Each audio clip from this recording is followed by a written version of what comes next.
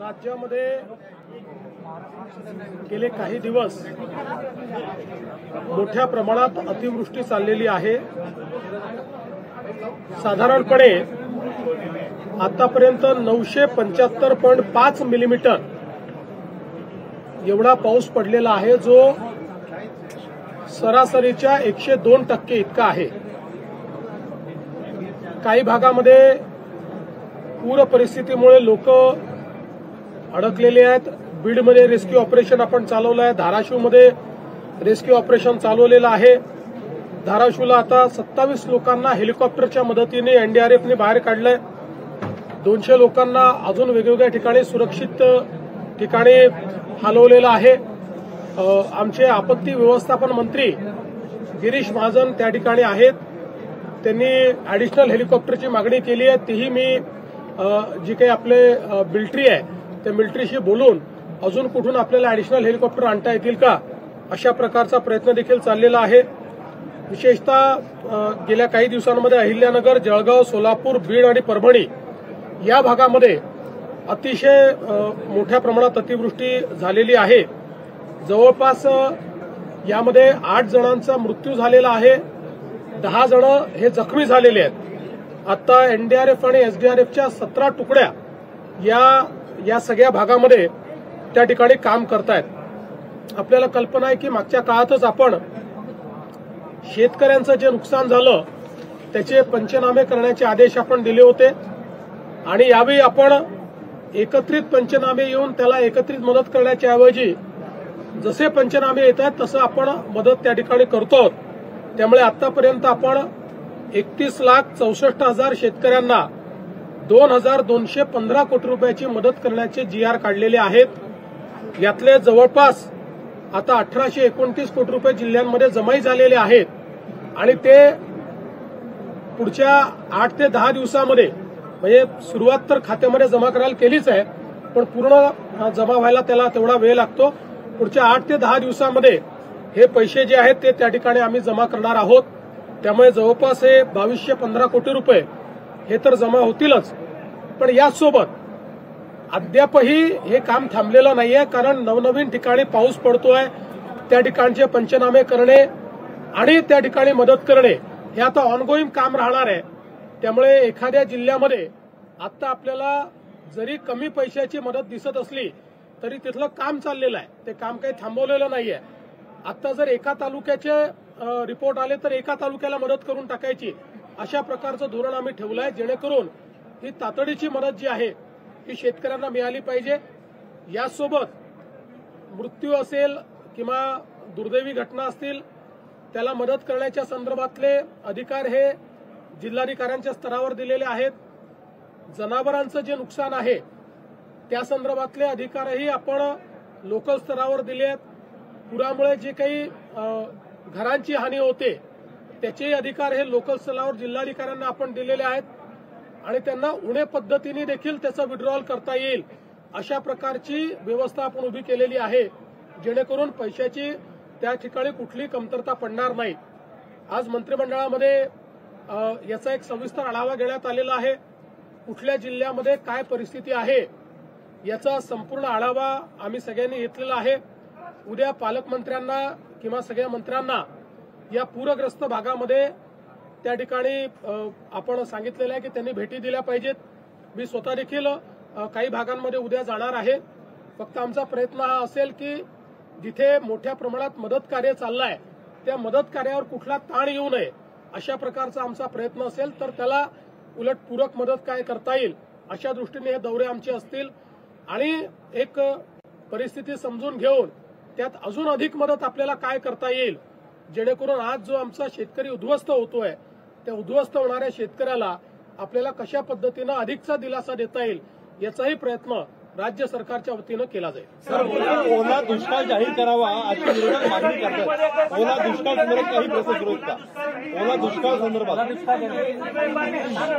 असं आहे की ओला दुष्काळ काय, या ठिकाणी जे काही नुकसान झालेलं आहे त्याकरता जेवढ्या पद्धतीची मदत आपल्या नियमांमध्ये आहे ती सगळी मदत आम्ही त्या ठिकाणी देऊ. सर, जमीन गडबडून निघालेली आहे, त्यामुळे काल सुरेश दस यांनी एक विशेष मागणी केली होती की रोयोच्या माध्यमातून सुद्धा शेतकऱ्यांना कशा प्रकारे दिलासा दिला जाऊ शकतो आणि वेगळ्या प्रकारे या मदतीमध्ये काही ऍडिशनल तुम्ही तरतूद करणार. खरडून गेलेल्या जमिनीकरता ऑलरेडी आपला GR आहे, त्याच्यामध्ये आपल्याला मदत करता येते आणि आपण नरेगाच्या थ्रू देखील ती मदत करतो. मला जे सुरेश दसांनी पत्र दिलेलं आहे त्यात त्याचे नॉर्म्स रिवाईज करावे अशी मागणी त्यांनी केलेली आहे.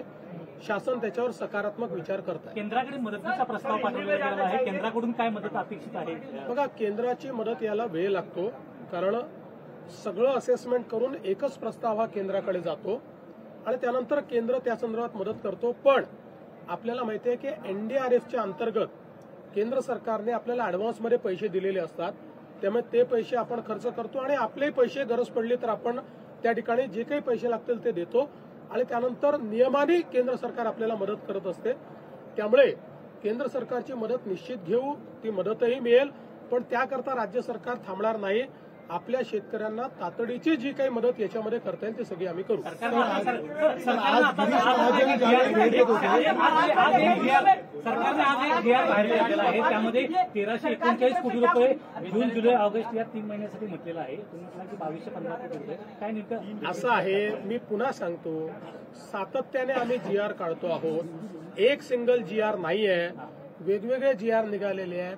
या सगळ्या GRची आतापर्यंत आम्ही रिलीज केलेले जे पैसे आहेत ते 2215 कोटी रुपये आहेत. 2215 कोटी 31,64,000 शेतकऱ्यांकरता. यातले जे खालपर्यंत पोहोचलेले आहेत ते 1829 कोटी पोहोचले आहेत, उरलेले 1-2 दिवसात पोहोचतील. याचं वाटप सुरू झाल्यानंतरही त्याला पूर्ण होण्याकरता 10 ते 12 दिवस लागतात. सर, आज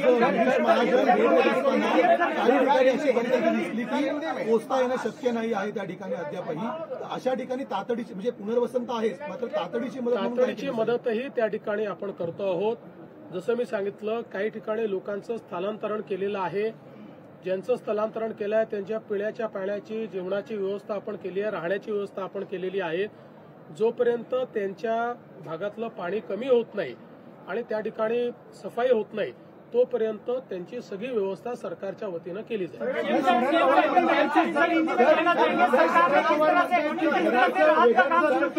शरद पवारांचं म्हणणं आहे जनावरांचं मोठ्या प्रमाणामध्ये नुकसान झालेलं आहे, घरांचं नुकसान आहे, शेतीचं वेगळं नुकसान आहे. अशा वेगवेगळ्या पद्धतीचं वेगवेगळं नुकसान भरपाई देण्यात यावी असं म्हणणं नाही. बरोबर आहे, त्यांचं म्हणणं कुठेही चूक नाही.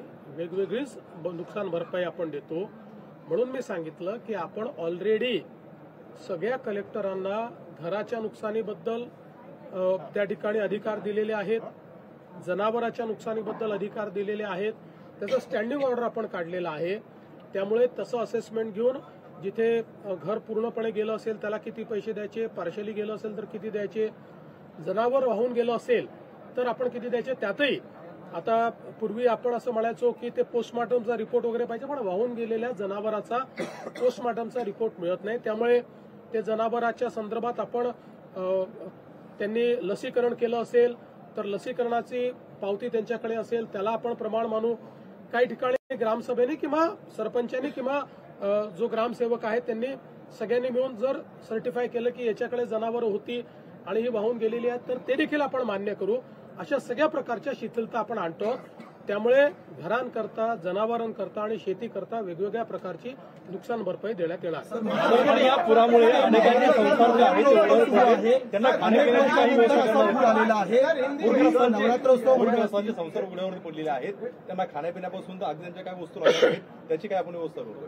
असे की पूरग्रस्तांकरता ज्यांना आपल्याला स्थलांतरित करावं लागलंय त्यांच्याही करता आपण व्यवस्था केलेल्या आहेत. जे स्थलांतरित झाले नाही पण ज्यांच्या घरी नुकसान झालेलं आहे त्यांनाही आपण स्टँडिंग GR कडून मदत करतो.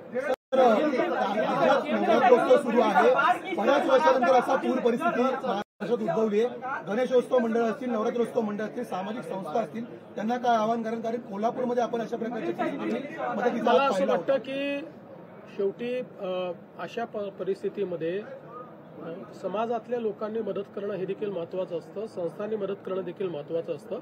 त्यामुळे ज्याला जे शक्य आहे त्यांनी ती मदत केली पाहिजे. पण सरकार मात्र कुठेही मदतीमध्ये मागे राहणार नाही. उद्धव ठाकरे म्हणतात की मराठवाड्याला सापत्य वागणूक दिली जाते. कुठलेही मंत्री असतील, मुख्यमंत्री असतील, ते अद्याप मराठवाड्याकडे फिरकले नाहीत. केंद्राकडून एक 10,000 कोटीची मदत दिली पाहिजे. पहिल्यांदा तर जवळजवळ सगळे पालकमंत्री आपापल्या क्षेत्रात जाऊन आले, मराठवाड्यात जाऊन आलेले आहेत आणि उद्या देखील जाणार आहेत. मी स्वतःही जाणार आहे. आता खरं म्हणजे मला याचं राजकीयकरण करायचं नाही, पण अशी मागणी उद्धवजींनी करणं हे किती हास्यास्पद आहे. कारण त्यांच्या काळामध्ये ज्यावेळेस अशा प्रकारची घटना झाली होती त्यावेळेस लाल कार्पेटवर काय झालं होतं मला आता त्याच्यात जायचं नाहीये. पण ठीक आहे, त्यांनी राजकारण करू नये अशी माझी अपेक्षा आहे. लोकांना अशा काळामध्ये राजकारण अपेक्षित नसतं. सगळ्यांनी मिळून लोकांना मदत केली पाहिजे. पण दुर्दैवाने आपल्या राज्यामध्ये काही पक्षांना प्रत्येक गोष्टीत राजकारण करायचं असतं. त्यामुळे मी त्यांच्या राजकारणाकडे लक्ष देणार नाही. यामध्ये जी काही मदत आहे ती आम्ही करू आणि केंद्र सरकारने मदत करेल. आज कैबिनेट की बैठक में महाराष्ट्र में जो बाढ़ की परिस्थिति तैयार हुई है इसके ऊपर विस्तार से चर्चा हुई. कुल मिलाकर अभी तक 975 मिलीमीटर की बारिश हुई है, जो एवरेज के 102%, सरासरी के 102% इतनी ये बारिश है. विशेष रूप से धाराशिव, अहिल्यानगर, जलगांव, सोलापुर, बीड़, परभणी, इसमें पिछले कुछ दिनों में बहुत ज्यादा बारिश हुई है. धाराशिव में एनडीआरएफ की मदद से हेलीकॉप्टर से लोगों को बाहर निकाला गया है. कई लोगों को अलग अलग जगह पर उनके लिए रहने की व्यवस्था, खाने की व्यवस्था ही सरकार की ओर से की गई है. करीब एनडीआरएफ और एसडीआरएफ के 17 डिवीजन इसके रेस्क्यू ऑपरेशन में काम कर रहे हैं. इसके साथ साथ हमने ये तय किया है कि किसानों को तुरंत मुआवजा भी दिया जाए. उस दृष्टि से लगातार जो हम लोग रिपोर्ट आते हैं उस रिपोर्ट के ऊपर हम लोग उनके लिए जो हमारे स्टैंडिंग ऑर्डर्स है उसके अनुसार पैसा रिलीज कर रहे हैं. अभी तक राज्य सरकार ने 2,215 करोड़ रुपए के जीआर निकाले, ऑर्डर्स निकाले, जिससे 31,64,000 किसानों को फायदा होगा.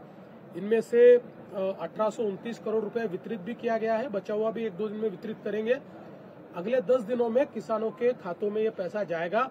साथ साथ ये काम रुका नहीं है. जहां पर अभी भी बारिश हो रही है वहां के रिपोर्ट्स तैयार करना ये चल रहा है. तो साइमल्टेनियस काम चल रहा है. ये काम कहीं पर भी रुका नहीं है.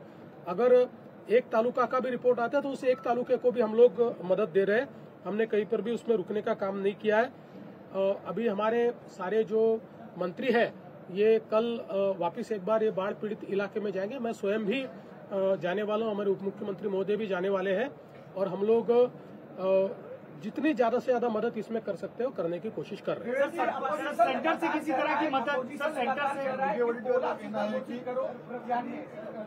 वेट ड्रॉट घोषित करने को लेकर अपोजिशन लगातार मांगता है. 50,000. देखिए, जिस प्रकार की कार्रवाई इस प्रकार की परिस्थिति में की जाती है, हिस्टोरिकली इस प्रकार की परिस्थितियों में जो निर्णय लिए गए वो सारे निर्णय हम ले रहे हैं और उससे आगे बढ़कर भी हम निर्णय लेंगे. सर लगातार एनडीआरएफ के जो नॉर्म्स होते हैं उसके तहत एक बड़ा निधि जो होता है केंद्र के पास होता है वो मदद सरकार के लिए वो ली जाती है. देखिए, अभी केंद्र की सरकार ने एक बहुत अच्छी व्यवस्था की है.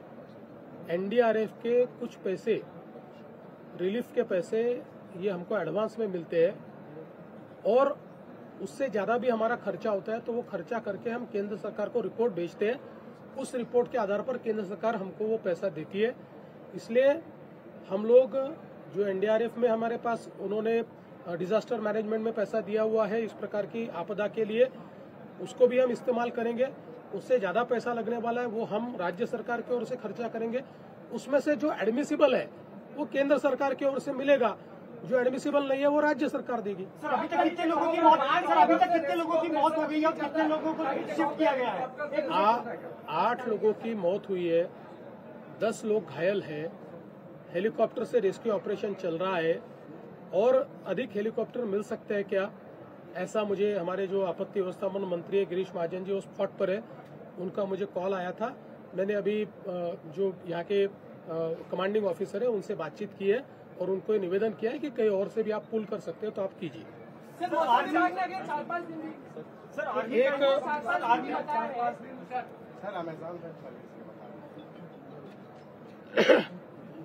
साधारणपणे पाऊस जो आहे तो अजून चालूच आहे। विशेषतः असं लक्षात येते की एक कमी दाबाचा पट्टा पुन्हा तयार होतोय।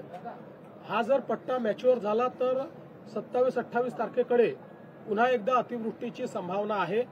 त्यामुळे त्याची काळजी प्रशासनही घेईल, शेतकऱ्यांनीही जी काळजी घेता येईल ती काळजी त्या संदर्भात घेतली पाहिजे, अशा प्रकारचं आव्हान आमचं आहे। अभी बारिश लगातार चल रही है, एक लो प्रेशर बेल्ट भी तैयार हो रहा है। अगर ये मैच्योर होता है तो 27-28 के दरमियान वापस बड़े पैमाने पर बारिश हो सकती है, ऐसा अंदाजा है। तो हम लोग प्रशासन की दृष्टि से भी तैयार रहेंगे और नागरिकों को और किसानों को भी हम अपील करते हैं कि उन्होंने भी जो उनकी तरफ से हो सकते हैं वो एहतियात बरतनी चाहिए।